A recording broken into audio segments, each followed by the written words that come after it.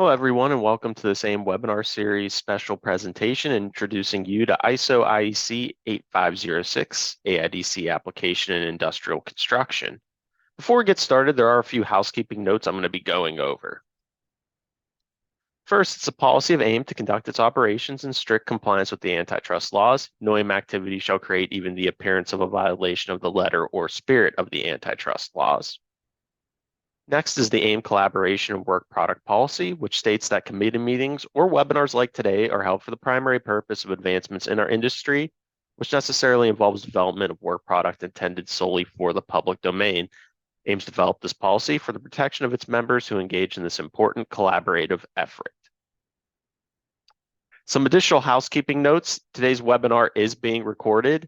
As a registrant, you will be notified when the recording is available.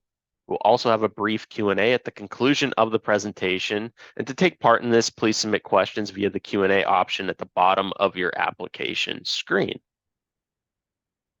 It is now my pleasure to introduce to you Jeanne Duckett, who will kick things off with an overview of industrial construction. Jeanne is the Manager of Food Technology Solutions Design at Avery Dennison. Jeanne, welcome, and take it away. Thank you, Mike. And I'd like to thank everyone that joined the presentation today. This is really a very, very exciting initiative that started, for those of you who are not aware, within ISO, there's a group called the SC31, and the SC31 has responsibility for what's called AIDC in data constructs, readability, verification. And then there's also a group called AIDC and applications. And this work that we're going to discuss today came out of that group of AIDC and applications. And this work here today is going to focus on industrial construction. The work group 8 also focuses on other things like e-labeling, web-enabled barcodes, as well as RFID in supply chain applications. So if you have any more questions about the type of work that we do, or would like to reach out, please contact Mike Allen at the end of this presentation, and he will put you in touch with the people that you need to meet with. So history, so there you go. There are some very iconic buildings in the world. And this whole concept of AIDC and industrial construction really is paralleling other major initiatives that are currently going on in the world, including things like pharmaceutical traceability, unique device identifications.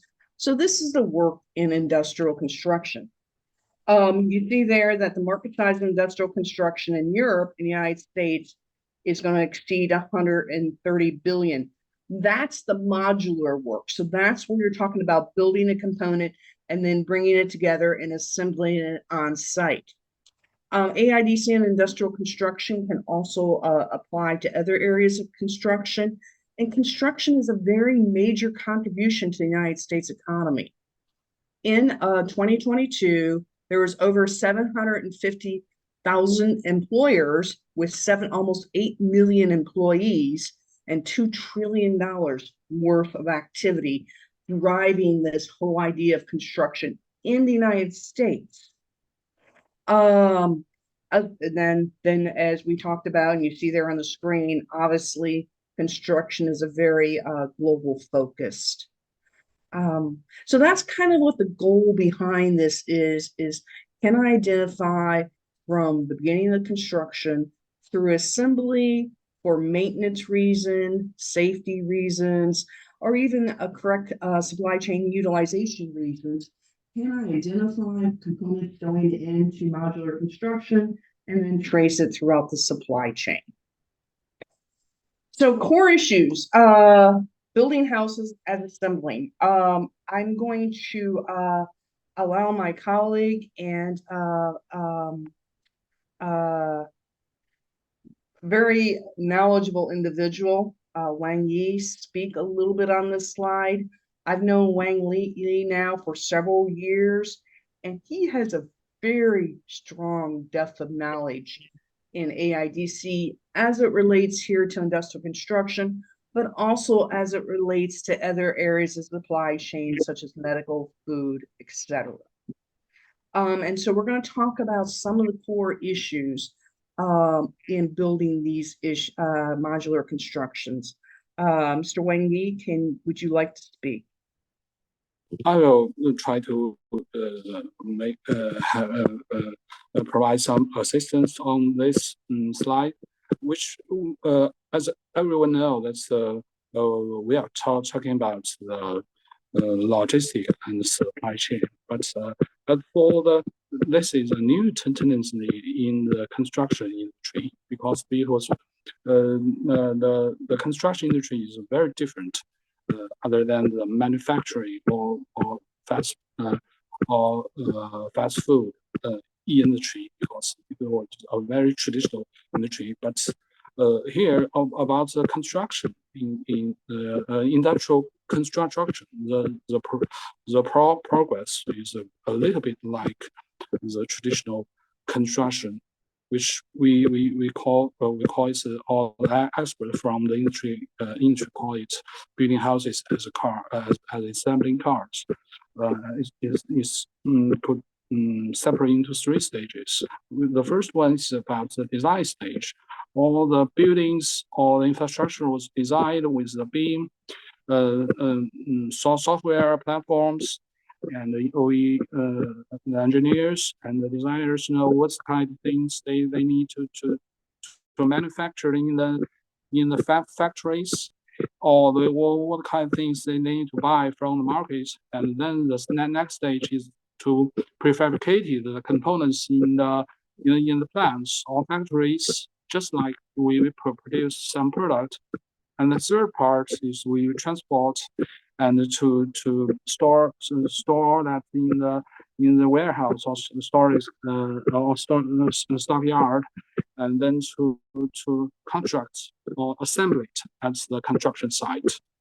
So that was the main three stages. And the main proof to utilize this kind of construction methodology is it could be more efficient and more secure for everyone. And AIDC is a key process to accelerate and make the industry more efficient. Thank you. So thank you. So what we're saying here is that with a lot of other supply chain in modular construction, which is a very traditional type of industry, you have the problem of identifying the products on the bill of material and then putting a data carrier on them. So here we're looking at the pilot program. This is a very exciting program that occurred for a very large installation. Mr. Wang Yi, would you like us to take us through this and tell us about some of the results of this project? Okay. Then this was there's some three main pilots that carried out by CSCEC, which also the co-pilot of me in we are co-project editor for the construction's ISO standard, which carried in the North and South China. All the things that have utilized AIDC in the whole process of the construction, the design, the transportation, and the construction process. Of course, they have many they have encountered lots of problems. So they come to us and we find some simple solutions, and we want to make that standardized. For example, as construction site, as a plant, as the transportation, and as the construction, we have make a lot of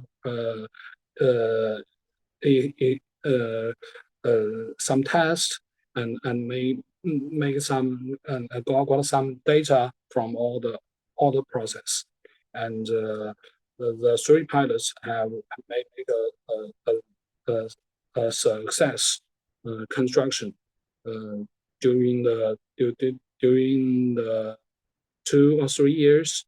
Now the pilots is already come to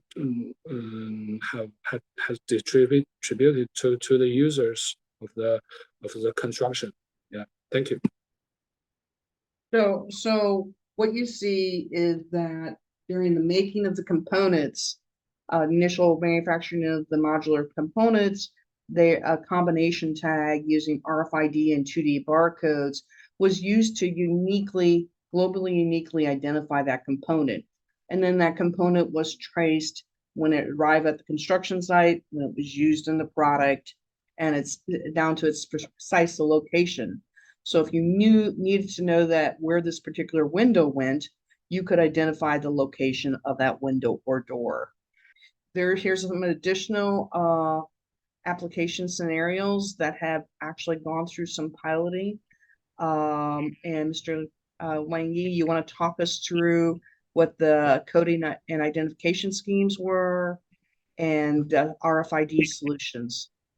Okay, thank you, Jeanne. And there is an example of the pilot, because it was only in a very the scale of the pilot is not very huge, but it's a very successful pilot, because it also already includes the manufacturing and the transportation and the construction process in only a site near the construction plant. So we have utilized the two-dimensional barcode with the GS1 identification solutions to identify the prefabricated components, and to track and trace and make it into quality investigation tools during this whole process of the construction project. Also, we got some good feedback from the real owners and all the real contractors of the project. They utilize AIDC to solve a lot of their tracking and tracing and warehouse management issues. Thank you. And so if you notice on the bottom right-hand structural membrane there, you can see the combination RFID tag and 2D barcode. Wang Yi, how was the RFID read rates for the pilot? Did it meet the requirements? Okay, Jeanne, as Yeah. you have, we have utilized two kind of RFID tags. With both of them have 2D barcode embedded in them or printed on surface of them. The first one is the UHF band RFID tag, which have been embedded in the cars, and it was embedded into the concrete of the prefabricated components, or we call it PC. And also we use handheld readers and the real fixed readers and multi antennas to track and trace and to make quality management on the construction site during all the process of the construction. Yeah, thank you. So now we're going to discuss some of the application challenges that we ran into during these pilots, and then finally we'll discuss the status of the international standard. So what you see on here is industrial construction process, and using a house as an example. And you have the, basically in the manufacture of most components, you have that whole concept of design, manufacturing, usage of the part, and then delivery. So Wang Yi, you want to talk about some of the challenges that we ran in each one of the phases of the project? Yeah, thank you, Jeanne. I will try to make some more additional information is about that just have as Jeanne and I mentioned the construction industry very huge. By the way, another very important issue is the business model and the process is very different with the logistic or the manufacturing process. For example, all the construction industry. For example, if you want to build a building or infrastructure or bridge, you need to have first you need to design it. And so there is a design stage, and then you have detailed design at the factory.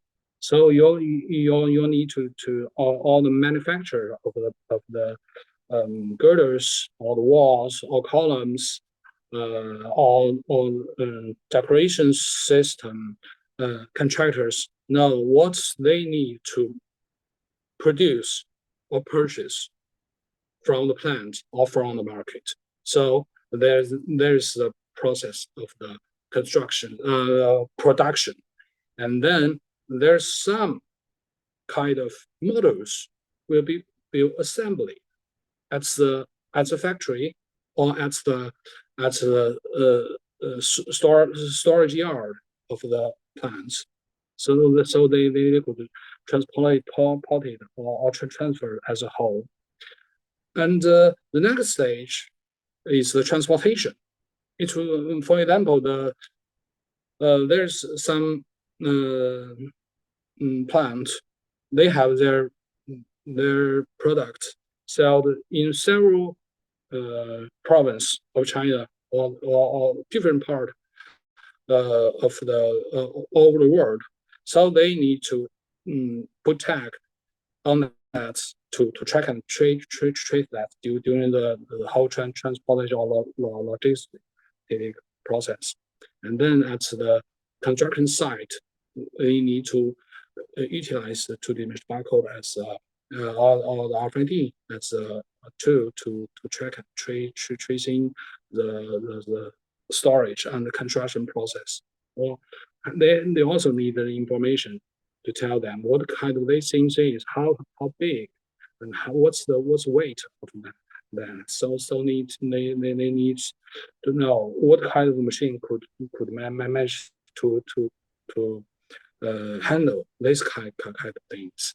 And then at the end part, and at the end, the identification might be very useful during the maintenance or the usage stage of the construction. Yeah, that's a very different process of the whole business, and also we need very huge challenges during the whole to find the to figure out how to utilize AIDC, the one-dimensional, two-dimensional RFID in different stages on different objects and to fulfill different stakeholders' requirement. Thank you. And so we're going to go a little bit more in depth to this. So what we're talking about as you're looking at this, obviously the design, initial conception, but when you think about modular construction, it's really like a sub-assembly of parts. So you could be creating a bathroom or something, and that bathroom is going to have screws, it's going to have pipes, it's going to have a sink, it's going to have a whole variety of things that have to be tracked and then assigned to that master unit. So a lot of these concepts fit very well into what we're used to of thinking of how to handle globally unique identification and then capture it throughout the supply chain. So the application challenges, I hit on this briefly. So there is, and if you think about your own homes or your office buildings, there is going to be a wide variety of materials used in construction. And there's a few: concrete, steel, timber, bamboo, etc. But there's going to be ceramic, there's going to be rock, there's going to be granite. There's going to just be a very, very wide a variety of materials that have to be identified and then captured. So there are some of them, building materials. You see these modular units, we just were speaking about this. You pre-construct a bathroom or a kitchen. Well, obviously within that bathroom or kitchen, there's multiple subcomponent parts that need to be tracked. Piping provided a significant challenge, or not significant because it was successfully done, but different types of challenges. And then to some extent, the elements, for your outer pieces, your outer shell items, where are these going to be located, and are they going to be accessible, and they're going to be impacted by the weathering conditions where the structure is going to be at, whether that's extreme heat or extreme cold. Next slide. So you can see also internal, you just have these tunnels, all the tunneling that goes under a construction site. So all of these major different components needed to be considered and thought to and tracked. The pilots that Wang Yi was referring to, actually there's one in Bai that's is a very, very large installation. And where these techniques have been piloted and tested.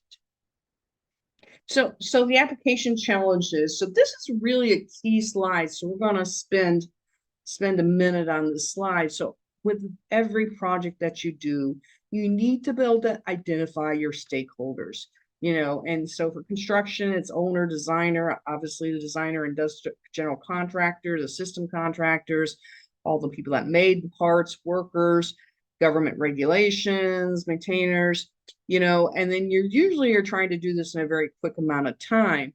So Wang Yi, you want to talk about that, the application challenges here with the stakeholders and time, and how it led to that just very phenomenal ROI that was realized throughout the pilots.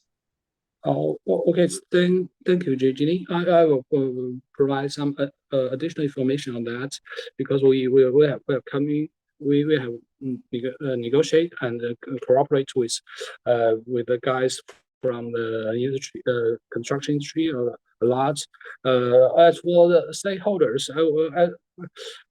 I don't know whether we have some audience from the construction. It was more complicated than we know about the track and tracing industry in the past. For example, for the manufacturing, so we had producers and sellers and logistics service providers. But as for the construction, it's more complicated than that. For example, there's the project.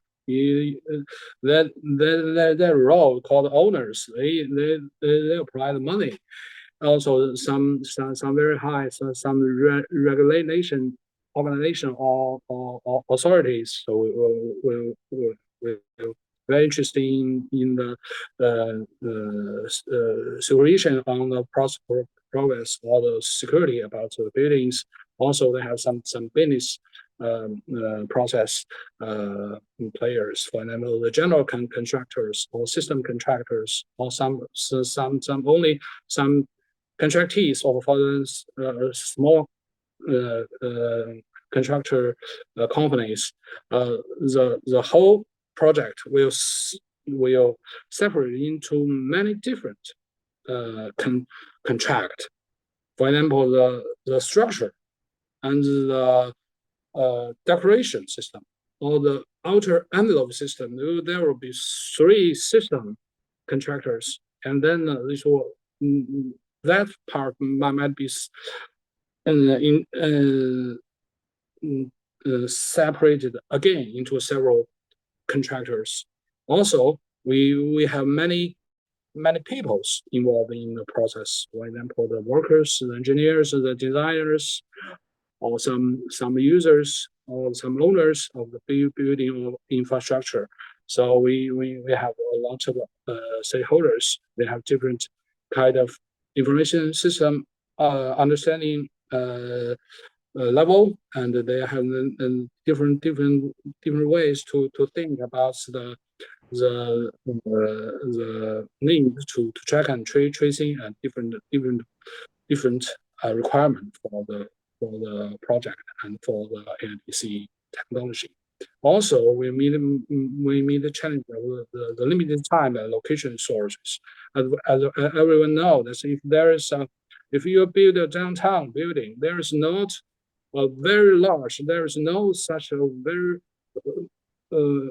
large store yard for you to manufacture everything you need to be built together in a building or infrastructure. You need to design and to know what's the manufacturing process, and to reorganize all the construction and the logistic process during the whole construction process.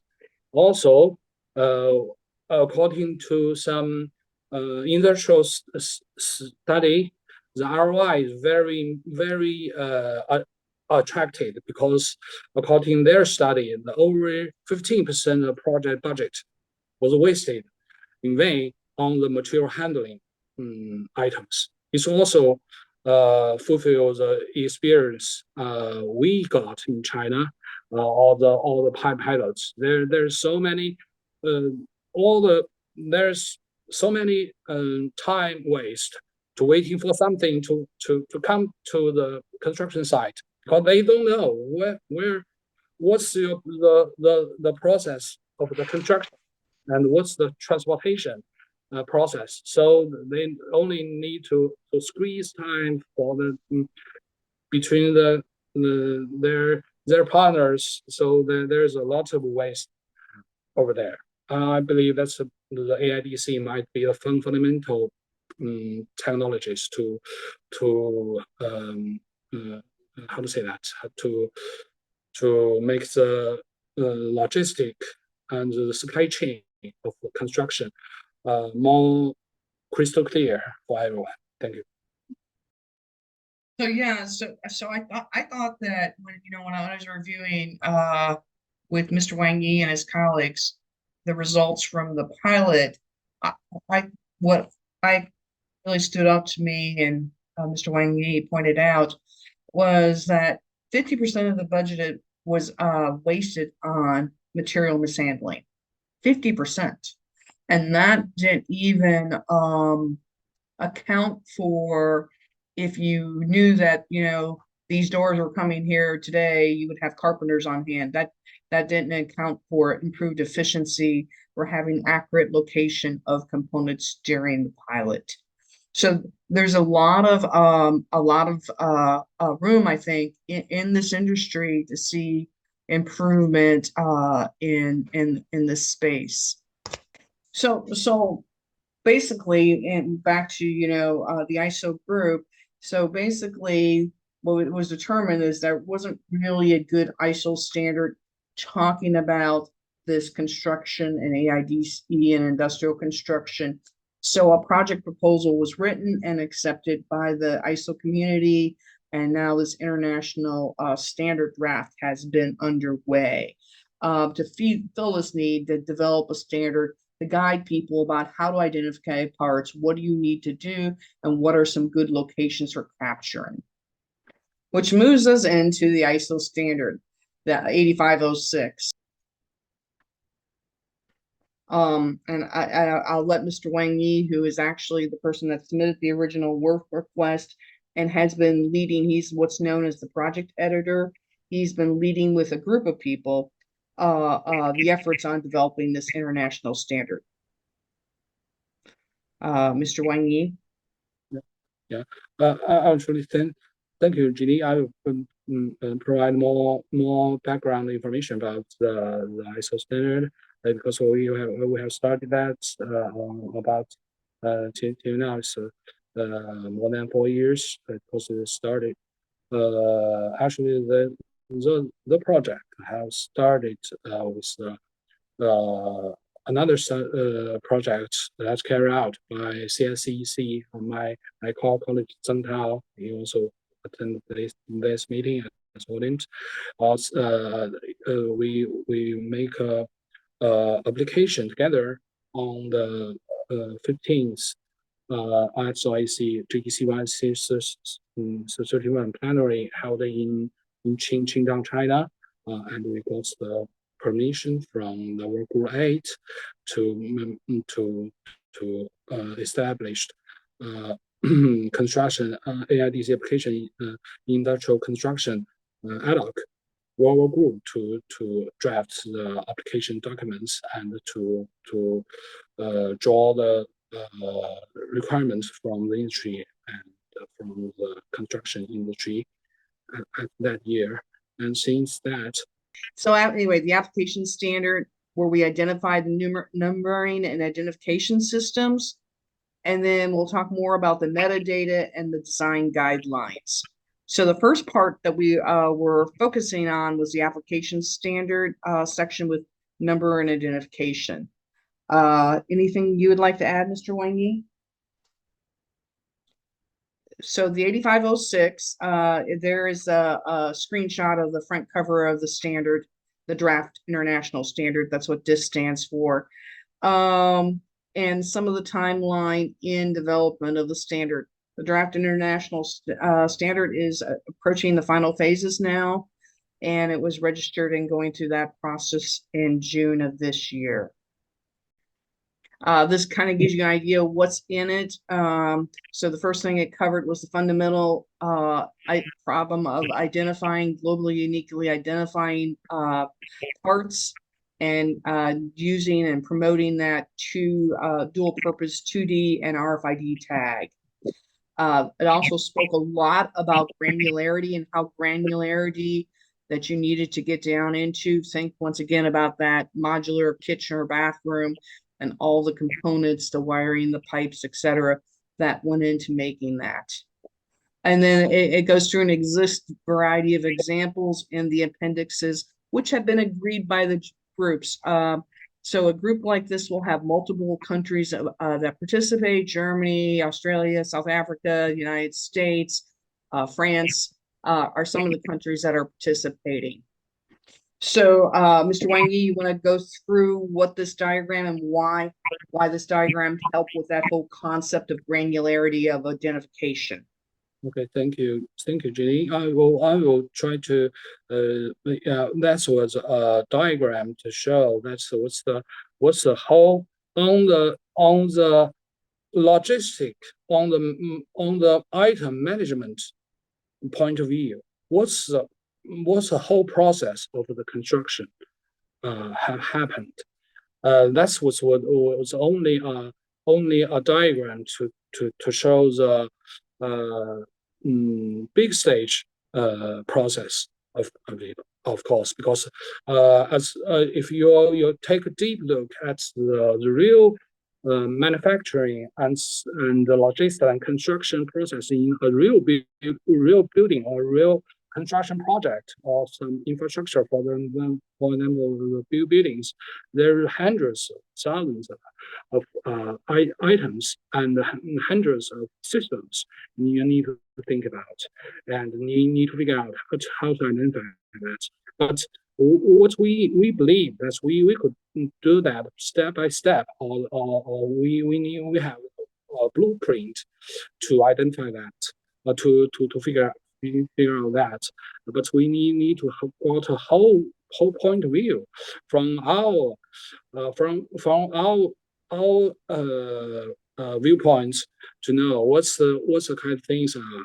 So and for me, that's all things come from the materials, from the building materials mainly, and then all the materials will come to be some come to be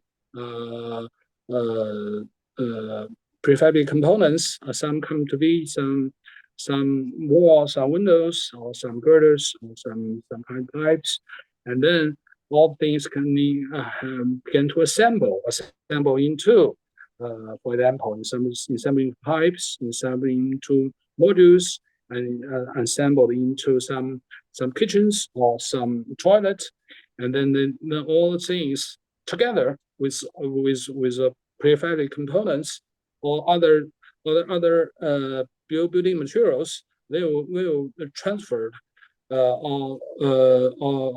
through logistics process into the storage yard or warehouse, and then at the and then transported into store yard of the construction site and began the assembly and construction process. And then at the end, the whole building or the infrastructure will give into the hand of the owners or some manager organizations. They also need the help of AIDC to track and tracing and to make that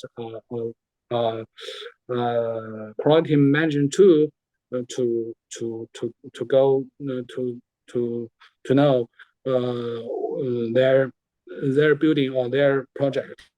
So we want to we have tried to make a whole view about the whole process and to show the hierarchy about the items we need to think about how to identify that in a whole diagram. Thank you.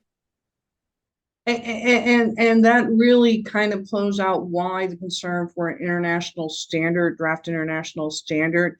Because as you look on the components on the left-hand side of the screen, you're going to see multiple base manufacturers into this field. Because as we mentioned already, we use glass, sand, granite, wood. There's so many different materials and manufacturers that go into a construction that the power of a standard will leverage, that ability for everybody to understand how they're identifying their components and what they're referring to. And on the right-hand side of the screen, and I know it's a very small little picture, is a picture of the site that was listed in the pilot as the site for where the pilot, the hotel complex, where these techniques were used to identify that ROI of 50% waste. So, and that's kind of like what we talk about, the who, what, when, where, and how of identifying it. So this project used those international standards, then she talks a lot about at what points in the assembly, manufacturing, assembly, transportation, you need to be able to capture data in order to complete that full view picture of this construction or finished building.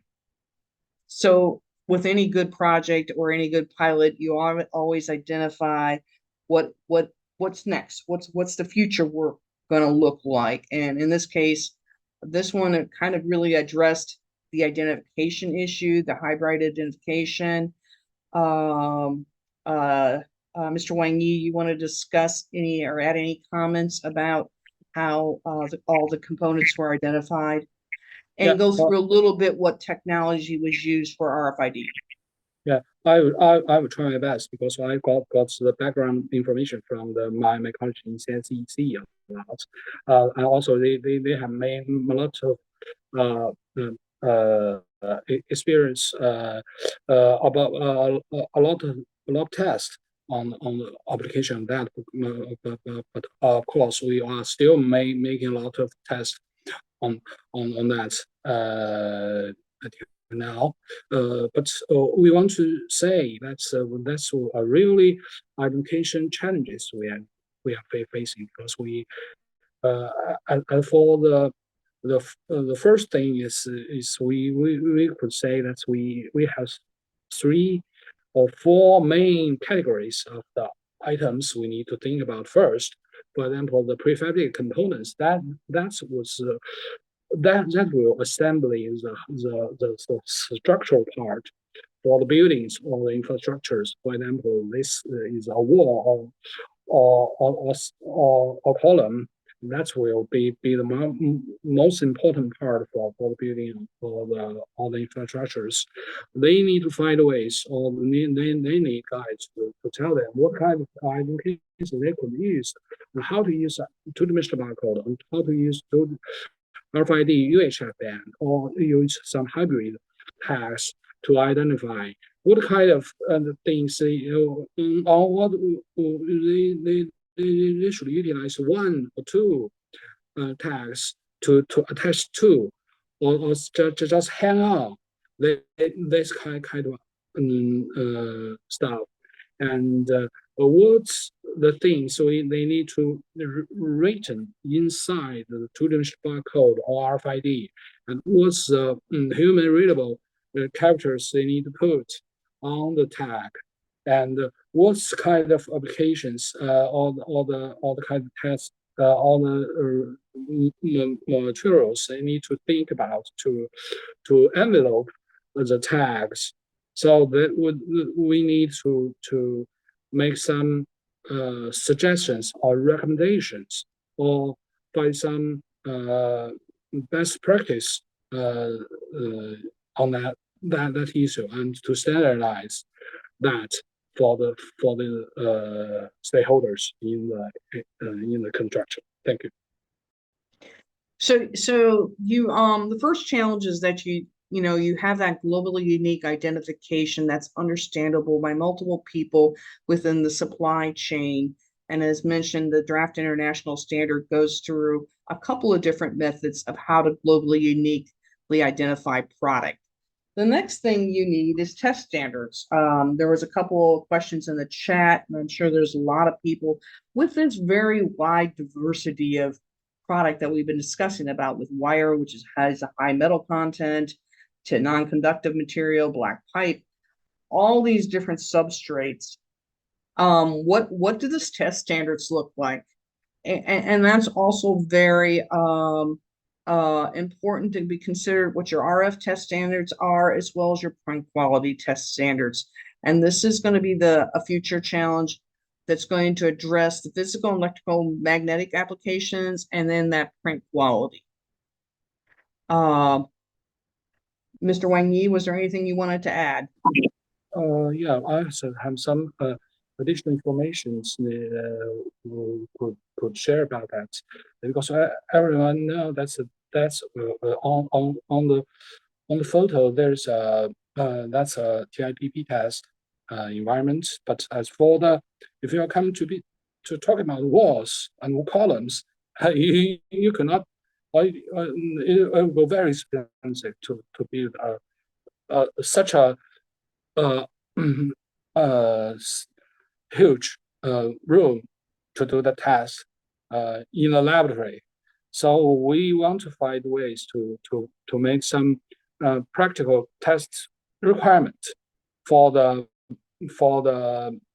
devices and tags to let the AIDC industry solution providers and manufacturers to know what kind of tags and readers they need to manufacture or provide to the construction industry. For example, other than not like the traditional logistics systems, the prefabricated component or the PC, we call that, very huge, and most of them are stored outside. They only could contain in the storeyard, not the warehouse. So we need to figure out what kind of two-dimensional barcode label we could use or need to provide to the users, and what's the requirement for that. Other issue that the construction environment during the whole process is very dirty and very harsh.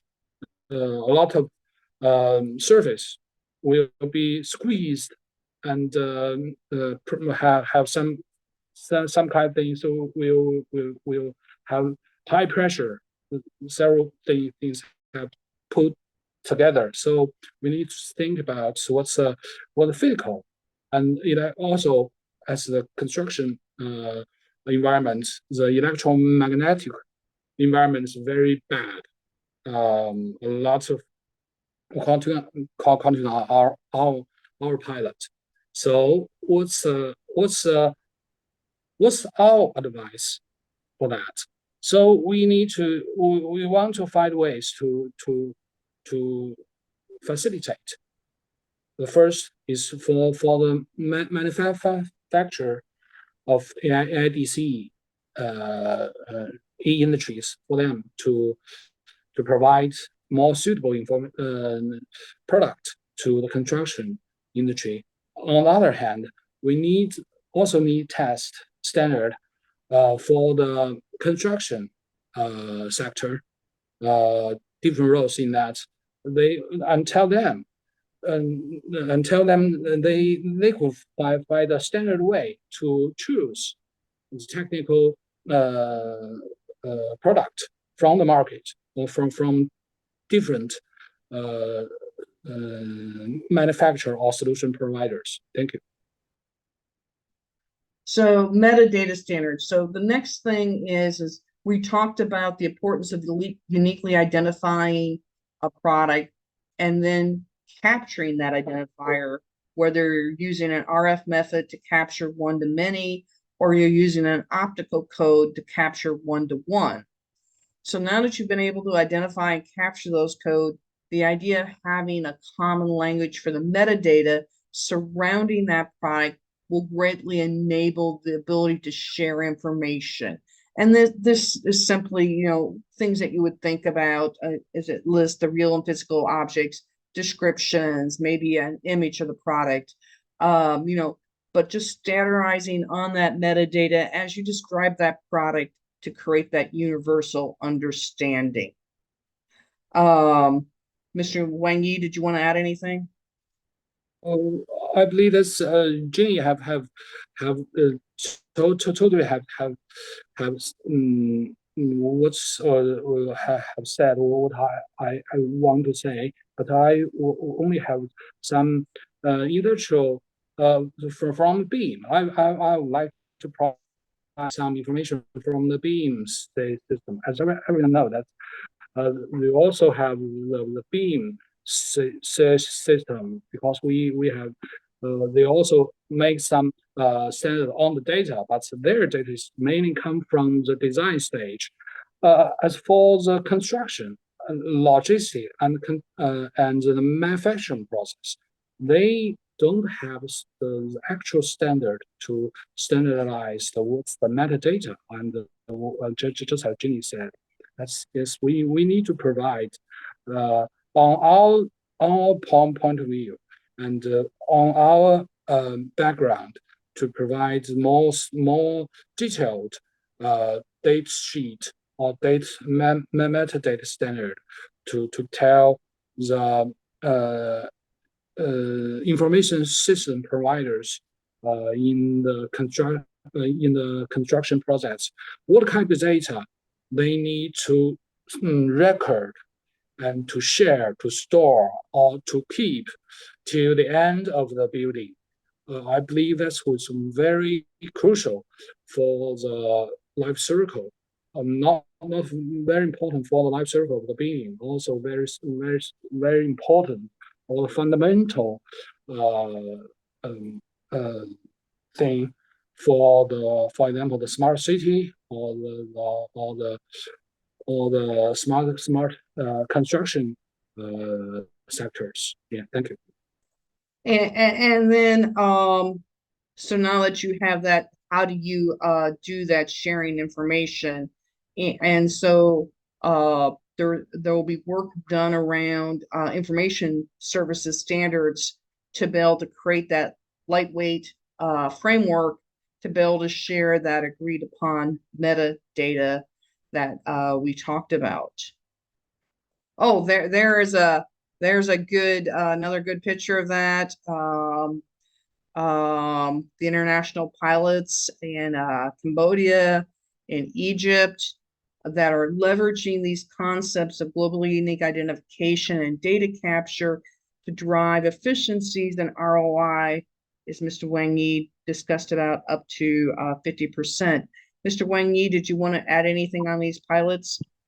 Yeah, I will provide more information on behalf of Mr. Zheng Tao, because this is the pilot that's carried out by CSCEC, how our collaborator on this stage on this standard because there's several other pilots, but these two pilots have come more maturely. There's a hotel which is at the CBD of the new capital in Cairo, Egypt, have utilized this our standard as a tool to track and tracing all the decoration systems, all the bricks and the lighting systems coming from Hong Kong, China, due to the whole transportation process, and on the construction website, on the construction site, during the whole process, they have utilized this standard as a tool to track and tracing all items in their project. And Mr. Zeng and other colleges from CSCEC and other, there's a company, a local branch of CSCEC carry on that project. They will host a face-to-face meeting at the end of this month. But unfortunately, the guys like me from GS1 China or AIM China, we could not attend that because we have very strict go broad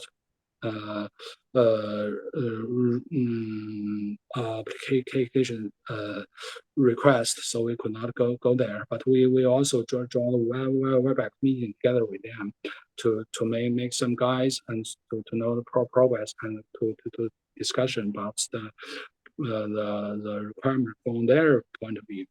Also, there is a Cambodia airplane airport was in a construction process. We need to promote the application of all technology, all the solutions in that project. Okay, thank you. Yeah, thank you, Mr. Wang. So you guys can obviously see the benefits that you can be achieved by leveraging this draft international standard in terms of operational efficiencies, but also then think about, recall or safety issues. If, for instance, it was found later that there was a component that there needed to be a safety check on that large hotel complex in Egypt, you could easily locate where the component was located. So I want to thank you guys for attending this. Please, if you have any questions, as Mike has already put in the chat, if you have any questions, want any further information, please feel free to reach out to us. We are always looking for questions and also participation. If you guys are involved in this field and would like to get involved, Mike Allen can certainly tell you how you could join the U.S. delegation to this work. Is that it, Mike? Oh, thank you. All right, I'll pass it back to you, Mike. If you do have additional questions, you can send those over to me at mike@aimglobal.org. I did put that in the chat. So I want to thank Jeanne, Duckett, and Wang again for their time and insights today. Greatly appreciated, and looking forward to learning more about this in the future. Thank you. Thanks, everyone. Thank you.